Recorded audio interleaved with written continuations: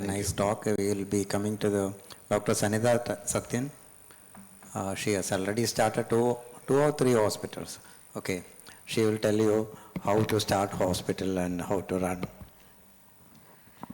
Very good morning to all of you. Thank you, Dr. Radha Ramnan, for having me here. And this makes me very happy because I'm getting an opportunity to share my humble journey in front of my 3 HODs, right from Charles sir, Radha Ramanan sir and Thomas Cherian sir. Actually, they're sitting sequentially. So it's a proud privilege, sir. And my topic is Taming the Unknown, Challenges and Opportunities for a Young Female Docpreneur. So the unknown is always there. So when you start your own practice, it's like unbottling the genie. So the genie has a lot of potential to, it can actually help you to flourish in your practice and your life. But there is another version of the story also that once you are not up to the mark, if the genie feels so, actually it can eat you up also. So this was when I started my practice in 2018. It was a very uncharted area for me. There were a lot of entrepreneurial gaps, and I had zero prior experience in doing a business or running a hospital, though I was trained in an institute as a surgeon. And there was absolutely no business plan. In fact, I didn't know what a business plan was. And financial investment was, basically I took a bank loan, a small amount, and also with the small money which I had from working in a charitable hospital for 5 years. And poor social capital, that has also to be told, because we shifted town, and in this place, actually I didn't know anybody in that sense. So social capital was also relatively poor. But there was pleasure of doing something new.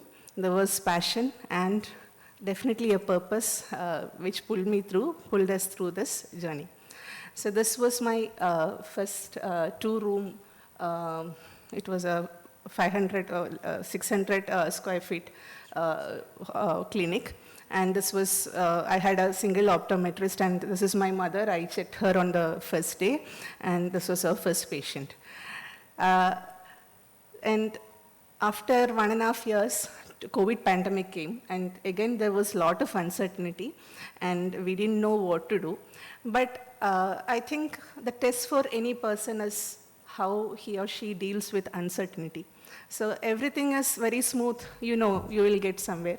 But when something so unprecedented came like this, we had, I think, 5 or 6 staff.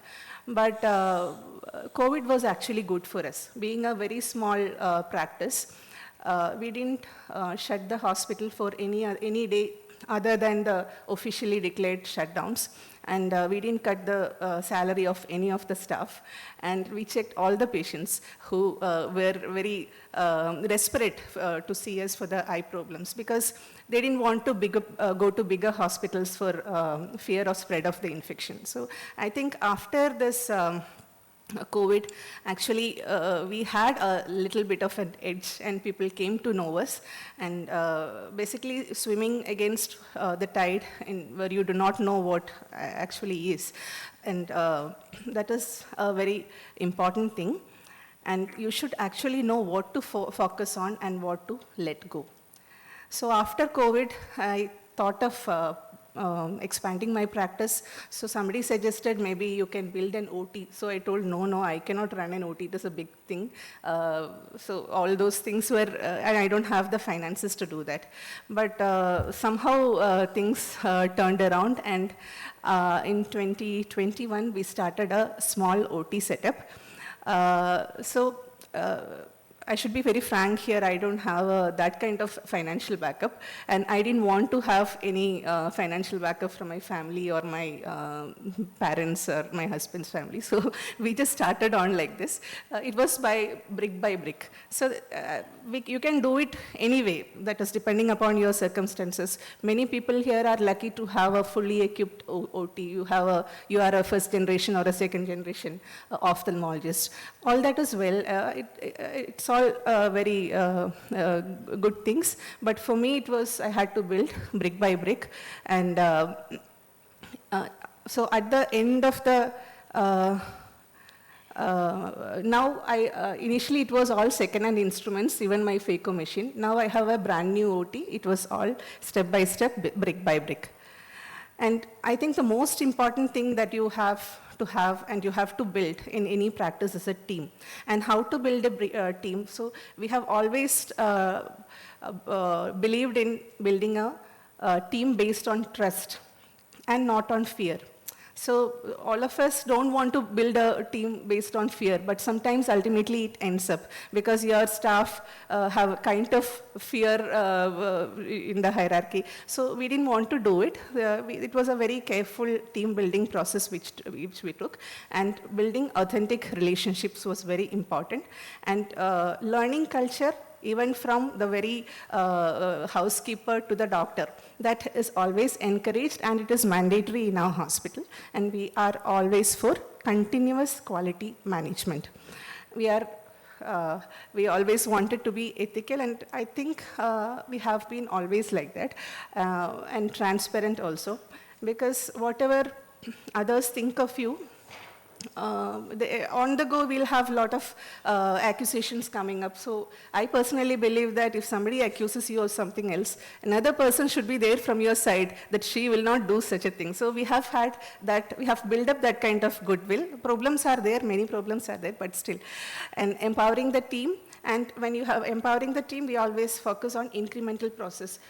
Ours is a very small town hospital. So small town boys and girls have their own advantages and disadvantages. And you cannot expect them to do magic and all, but everything incremental, hand-holding, mentoring that we have done on the way. And the aspiration is to have a flat organizational structure in which the hierarchies are little less, but at the same time, there is a process. This is our team. We make a lot of trips and celebrations also. When I told about the culture of learning, personally I have embarked on, because it was a need, I took a healthcare management executive program followed by an MBA, and I had been an NABH assessor from 2022, which helped me a lot to learn other systems. And we do have academic things also. Regarding the finances, capital investment is always the big thing, and there is a lot of entry barrier to any youngster in ophthalmology. So I think you have to have a mentality of a bear and a bull also. You have to balance between that to build a sustainable and scalable model, and always invest in technology. This I say, you have to start an EMR on the first day of a practice. There is no going other than that. And policy decisions, because I have my own practice, I have been able to do this. We don't have free camps except for the initial 1 or 2 months which I had. We don't do free camps. That is because of my conviction that we do valuable work and I want to get paid for my work. And we don't rely on marketing. Only the word of mouth publicity is there. We don't accept any freebies from any, pharma or any other things. And I have chosen to be a debt-free kind of practice. That is also a personal choice, because that is not how you do a business properly in the normal sense. And without any compromise on quality or ethics, I want an organic growth, and some part of it which I am doing. So basically it is, you need to have roots and wings. That is what we have always stood for. For this, you have to understand yourself, your capabilities and limitations. I'm talking about myself. It's different for each of us. And never overestimate and be overcritical. We do often, as doctors, we do this. And always try to, it depends upon your risk appetite. And getting out of the comfort zone is mandatory. Otherwise, you will be there, you will be stagnant. So this is something which we always have taken care to. Be yourself and grow yourself. Don't be there yourself always stagnant. And all this depends upon what you want. You can have all these things, and there is nothing wrong in aspiring for all this. And as a woman, I feel we have more made a difference in care delivery, team dynamics, negotiations, and even financial adjustments as well. So this is a very, we can debate over the point, but maybe in another session. Some challenges which I have come across is, see, however free you are, the society sees you based upon its own patriarchal norms. We are in Kerala, in our country and our state. So I think we have to break it first in your own mind. And going beyond the gender divides, at least in your mind, is the first important thing. And it has been a journey from victimhood to survival to flourishing. So always there is a double standard. How we take up for ourselves is our own thing. And organize yourself as a practice for yourself. You can actually choose to do things what you love to do, have time for yourself, and do smart work. And always try to see your practice, try to see your life from an outsider's view as well. And important thing is we have to face our own demons. I think it's all a very personal journey, very philosophical journey in that sense. All of us have this problem of fear of missing out and lot of external competition. We have to be watchful, and then we have to decide whether you want to go for it or let it go. Just because somebody else does, it is not at all, it is all your choice. And this I have told, I was a very worrisome person, so I always tell myself, don't worry unnecessarily. See, patience, space. You cannot build a practice on one day, all those things everybody knows in this hall.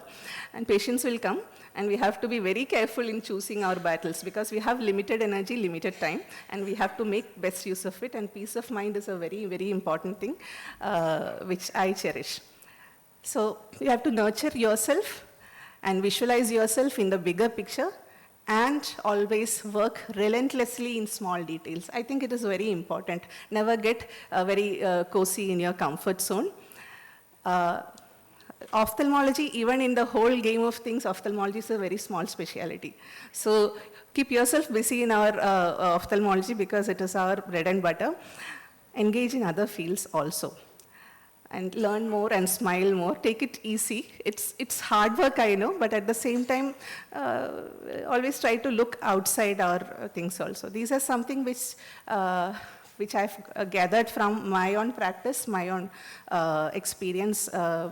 This is not a model thing and all. This is something which I find myself in. And together like this, we can use the genie to make some magic. Thank you. Thank you, SANITHA, for sharing your journey. All said and done, your practice is one which revolves around you. Because you are the primary ophthalmologist, or you are the sole ophthalmologist, and you have grown up. From Vettam to Idivetta you have grown. But when do you decide that you need to start your satellite centers? At what point of time? Sir, now my practice is not dependent on me. When sir visited, I was the only doctor. So now we have 5 doctors, 2 are part-time and 1 visiting consultant. So I have made it a point to build the team and delegate it to a capable team. So now I have gone some way into that. Even if I'm not there also, they are doing the job well. And I don't work, I work only 4 days in part-time only. But I look into the administrative matters also. I do the surgeries and things. And the second part of your question was? When do you decide that you start your satellite centers? That was because we are though we are near to Kochi, there was a belt of very lower middle class people who couldn't afford bigger hospitals. So I thought I need to have a center there because there was one place where they had to come through the Kadathu. So we thought we'll just start up a place there. So it's a small center without an operating facility. It is an OP clinic. So that was into after 4 years of my practice. Thank you, SANITHA. Yes. Not only for the talks and the courage you took up